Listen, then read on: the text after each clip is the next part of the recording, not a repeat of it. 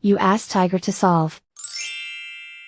This deals with linear equations with one unknown. The final result is x equals 127. Let's solve it step by step. Group all constants on the right side of the equation. Subtract 172 from both sides.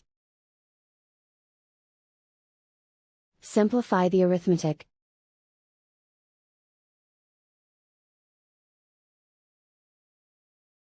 Convert the x into a positive number.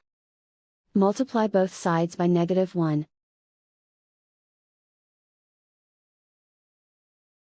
Remove the ones. Simplify the arithmetic. And so the final result is x equals 127.